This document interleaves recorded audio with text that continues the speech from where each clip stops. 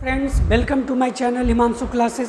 Friends, किसी भी देश के विकसित या विकासशील होने का बहुत बड़ा कारण होता है।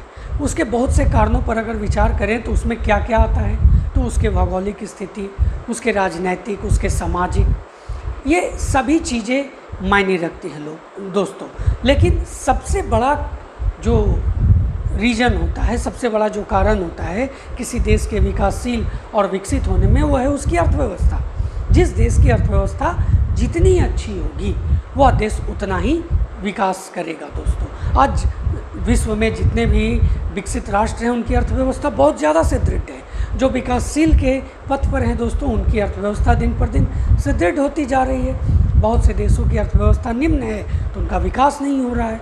तो दोस्तों, सबसे बड़ा कारण क्या है, और वो है उस देश की अर्थव्यवस्था। तो दोस्तों, आज का ये जो वीडियो है ना, वो अर्थव्यवस्था पर आधारित है। और आज मैं आपको राष्ट्रीय आय के बारे में बताने जा रहा हूँ, और इससे संबंधित जितने भी फैक्टर्स होते हैं, बहुत ध्यान से देखिएगा इस वीडियो को। एक एक चीज़, एनएनपी, जीडीपी, एनडीपी, मैं सबके बारे में बहुत विस्तार से बताने जा रहा हूँ। साथ ही आपको आज बताने वाला हूँ कि जो प्रति व्यक्ति आय होती है उसकी गणना कैसे की जाती है। एक एक चीज़, जीडीपी की गणना कैसे की जाती है, एनएनपी क्या होता है, ये सब चीज़ मैं आपको आज बताऊंगा।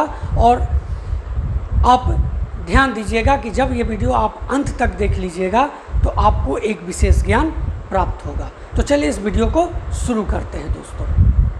तो दोस्तों, सबसे पहले हम जान लें कि राष्ट्रीय आय किसे कहते हैं। तो देखिए, किसी भी राष्ट्र की अर्थव्यवस्था द्वारा पूरे वर्ष में उत्पादित वस्तुओं और सेवाओं के शुद्ध मूल्य के योग को, यानी जो उत्पादित वस्तु होगा और सेवाओं का जो शुद्ध मूल्य होगा, ये दोनों यानी सर्विसेज, ये दोनों को जोड़ देंगे, वही राष्ट्रीय आय हो जाएगा दोस्तों। देखिए, इसे एनएनपीएफसी यानी net national product factor cost या साधन लागत पर शुद्ध राष्ट्रीय उत्पाद में भी दर्शाया जाता है दोस्तों। एनएनपी के बारे में अभी विशेष चर्चा करेंगे हम। देखिए, ये जो राष्ट्रीय आय की बात है दोस्तों, तो भारत में सबसे पहले राष्ट्रीय आय की गणना किन्होंने की, तो सबसे पहले दादा भाई नौरोजी ने 1868 में अपनी पुस्तक poverty in British rule in India में की थी। और इसमें इन्होंने बताया था दोस्तों कि प्रति व्यक्ति आय जो लोगों का उस समय था वो 20 रुपया था दोस्तों। ये तो सबसे पहले दादा भाई नौरोजी ने ये बातें बताई थी। राष्ट्रीय आय जो एनएनपीएफसी को समझने के लिए हमें देखिए कुछ अन्य महत्वपूर्ण आर्थिक विषयों को भी समझना पड़ेगा दोस्तों, जिसकी सहायता से राष्ट्रीय आय और प्रति व्यक्ति आय का आकलन किया जाता है। तो चलिए बहुत ध्यान से इसको देखते हैं, वीडियो को ध्यान से देखिए। यहाँ आपको दो चीज़ें दिखाई दे रही है, जीडीपी, एनडीपी। पहले हम जीडीपी के बात करते हैं, सकल घरेलू उत्पाद। तो देखिए, पहले सकल घरेलू उत्पाद होता क्या है इसके बारे में चर्चा करें। देखिए, किसी भी राष्ट्र की सीमा के अंतर्गत दोस्तों एक आर्थिक वर्ष में, आर्थिक वर्ष कुछ भी हो सकता है, अप्रैल टू मार्च हो सकता है, जनवरी टू दिसंबर हो सकता है, सभी देश का अपना अपना होता है दोस्तों। तो एक आर्थिक वर्ष में उत्पादित होने वाली जो सभी अंतिम वस्तु जो होता है, अंतिम वस्तुएं तथा सेवाओं यानी सर्विसेज के जो मौद्रिक मूल्य होता है को राष्ट्र का सकल घरेलू उत्पाद या जीडीपी कहते हैं दोस्तों। यहाँ ध्यान देने की बात है दोस्तों कि जीडीपी में सभी वस्तुओं तथा सेवाओं के अंतिम रूप को शामिल किया जाता है, उसी को लिया जाता है, मध्यवर्ती रूप को नहीं लिया जा सकता, नहीं लिया जाता है। इससे क्लियर होता है कि अंत तक आपका क्या रहा, अंत तक आपके वस्तुओं और सेवाओं का उत्पाद क्या रहा, बीच में आप कितना ऊंचा नीचा हुआ ये मायने नहीं रखता। अब बात करते हैं एनडीपी यानी नेट डोमेस्टिक प्रोडक्ट की, यानी शुद्ध घरेलू उत्पाद। देखिए दोस्तों, इसको समझने के लिए हमें मूल्यह्रास को समझना होगा, डिप्रेसिएशन। तो ये क्या है कि एक वर्ष के अवधि में निवेश खर्च का वो हिस्सा दोस्तों जो मतलब हम लोग लगाते हैं, जो निवेश करते हैं, उस खर्च का वो हिस्सा जो कि खराब उपकरणों यानी मशीन वगैरह जो भी चीज़ है उसको चेंज करने में, उसको बदलने के लिए जो खर्च होता है ना, ठीक है, जो कि उत्पादन के स्तर को बनाने रखने के लिए ज़रूरी है, क्योंकि उपकरण अगर खराब रहेंगे तो उत्पादन का स्तर भी गिरा हुआ रहेगा। तो ये किसी भी तरह से अर्थव्यवस्था की क्षमता में वृद्धि नहीं करता दोस्तों, ठीक है। लेकिन यदि इसी डिप्रिसिएशन को जीडीपी से हटा दिया जाए तो क्या मिल जाता है हमको? शुद्ध घरेलू उत्पाद मिलता है। यानी यहाँ पर ध्यान दीजिए, एनडीपी यानी net domestic product is equal to GDP यानी ग्रॉस डोमेस्टिक प्रोडक्ट, सकल घरेलू उत्पाद में से क्या घटा दिए हम लोग? डिप्रिसिएशन। तो हम लोगों को शुद्ध घरेलू उत्पाद मिल जाता है। अब बात करेंगे जीएनपी के बारे में, यानी ग्रॉस नेशनल प्रोडक्ट के बारे में। ध्यान से देखिएगा जीएनपी के बारे में। तो देखिए, ये केवल भारतीयों द्वारा देश अथवा विदेश में एक वर्ष में किए गए कुल उत्पादित जो अंतिम वस्तु है, फिर मैं बता रहा हूँ, अंतिम वस्तुओं तथा सेवाओं के मौद्रिक जो मूल्य होता है दोस्तों ना, उसको सकल राष्ट्रीय उत्पाद या जीएनपी कहते हैं, ठीक है। जीएनपी को हिंदी में सकल राष्ट्रीय उत्पाद कहते हैं। तो यहाँ पर एक चीज़ ध्यान दीजिए कि जीडीपी का जब आकलन आप करते हैं तो उसमें राष्ट्र के सीमाओं के अंतर्गत जो भी उत्पादन होता है, जो भी प्रोडक्शन होता है, वो उसमें सारे वस्तुओं को जोड़ लिया गया था। लेकिन इन वस्तुओं में से कुछ का उत्पादन क्या होता है दोस्तों? विदेशियों द्वारा भी किया जाता होगा, जो कि भारत में निवास कर रहे होते होंगे। अतः क्या होता है कि जीएनपी में इसमें क्या होता है कि जीएनपी को जीडीपी में से विदेश में रह रहे भारतीयों द्वारा उत्पादित मूल्य को, यानी विदेश में रह रहे भारतीयों द्वारा उत्पादित मूल्य, यहाँ पर क्या हो गया, ये एक्स जो आप नज़र आ रहा है आपको, ठीक है, को जोड़ दिया जाता है जीडीपी में। और क्या किया जाता है कि जो हमारे यहाँ रह रहे होते हैं विदेशी, उनके द्वारा जो उत्पादन होता है ना, उसको घटा दिया जाता है। उसको आप हटा दीजिए, घटा दीजिए, है ना। और इस तरह हमें जीएनपी प्राप्त होता है, सकल राष्ट्रीय उत्पाद मिलता है। यानी जीएनपी इज इक्वल टू क्या हो जाता है? GDP plus X minus M. X क्या है दोस्तों? जो विदेश में रह रहे हैं भारतीयों द्वारा उत्पादन। एम क्या है? भारत में रह रहे विदेशियों द्वारा उत्पादन। अब हम लोग बात करेंगे एनएनपी यानी नेट नेशनल प्रोडक्ट के बारे में।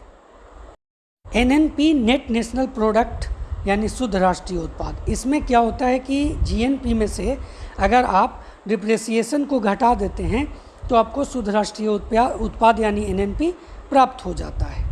हमने एनएनपी नेट नेशनल प्रोडक्ट या शुद्ध राष्ट्रीय उत्पाद तो ज्ञात कर लिया है, लेकिन दोस्तों राष्ट्रीय आय एनएनपीएफसी को कहा जाता है। किसको कहा जाता है? एनएनपीएफसी को। ये तो देखिए दोस्तों, इसको समझने के लिए हमें सबसे पहले फैक्टर कॉस्ट तथा मार्केट प्राइस के बारे में जानना आवश्यक है। तो सबसे पहले हम लोग बात करेंगे फैक्टर कॉस्ट के बारे में, यानी साधन लागत के बारे में। तो देखिए, साधन लागत जो है, फैक्टर कॉस्ट जो आप देख रहे हैं यहाँ पर, तो किसी भी वस्तु या उत्पादन के बनने में जो मूल्य राशि लगी होती है ना दोस्तों, वह उस वस्तु की साधन लागत कहलाती है। मान लीजिए कि आप कोई वस्तु खरीदते हैं और उसमें क्या होता है कि आप वो 20 रुपया में उसको बेचा जाता है और उस पर आपको मान लीजिए कि 5 रुपया का टैक्स लगा हुआ है। तो उस खिलौने का साधन लागत क्या हो गया? उस खिलौने का साधन लागत हो गया 20 - 5। कितना हो गया? 20 - 5 इज इक्वल टू 15, यानी 15 रुपया हो गया दोस्तों। ठीक है। अब इसमें क्या है कि 5 रुपया क्या लगा हुआ था? तो टैक्स लगा हुआ था, है ना, तो वो घट गया उसमें से। अब बात करेंगे मार्केट प्राइस यानी बाज़ार मूल्य की।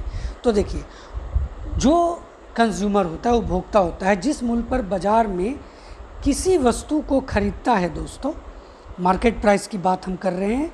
तो जिस वस्तु को खरीदता है उपभोक्ता, उस पर वस्तु की मार्केट प्राइस होती है, बाज़ार मूल्य होता है। या इसे इस तरह से भी समझा जा सकता है कि जो फैक्टर कॉस्ट होते हैं यानी जो साधन लागत होते हैं उसमें यदि टैक्स को आप जोड़ देते हैं तो वो जो होता है ना उसका वो बाज़ार मूल्य होता है दोस्तों। यानी कि अब हम क्या करेंगे कि एनएनपी एमपी का आकलन कर सकते हैं। तो इसमें देखिए एमएनपी एमपी का जब हम आकलन करते हैं, एमपी मीन्स क्या, एमपी मतलब हो गया मार्केट प्राइस। इसमें क्या क्या हो गया, तो NNP MP is equal to NNP FC हो गया दोस्तों। और उसमें क्या हो जाता है, उसमें जब इनडायरेक्ट टैक्सेस जो अप्रत्यक्ष कर है उसको जब जोड़ दिया जाता है एनएनपी एफसी में, ठीक है ना, तो उसमें तो हमें क्या मिलता है, एनएनपी एमपी। ठीक है, एनएनपी का फुल फॉर्म मैं आपको फिर से बता देता हूँ, net national product, MP market price हो गया।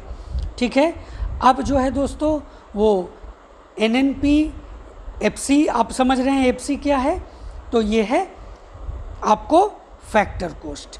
ठीक है, उसमें क्या होता है, NNP MP is equal to NNP FC plus indirect taxes, या एनएनपी एफसी यानी ये नेट नेशनल प्रोडक्ट जो आपको फैक्टर कॉस्ट है दोस्तों, उसमें क्या होता है देखिए, उसमें आपको एमएनपी एमपी है ना, में क्या होता है, इनडायरेक्ट टैक्सेस जब हम घटा देते हैं तो हमको एनएनपी एफसी यानी net national product factor cost प्राप्त होता है।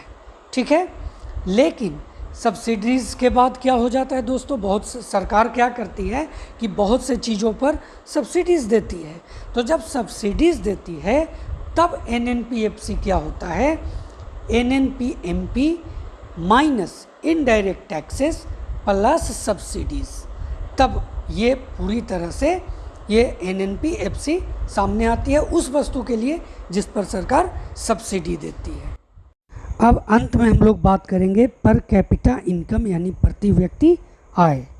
देखिए, यदि हम राष्ट्रीय आय को राष्ट्र की जनसंख्या में विभाजित कर दें तो हमें प्रति व्यक्ति आय प्राप्त हो जाएगी।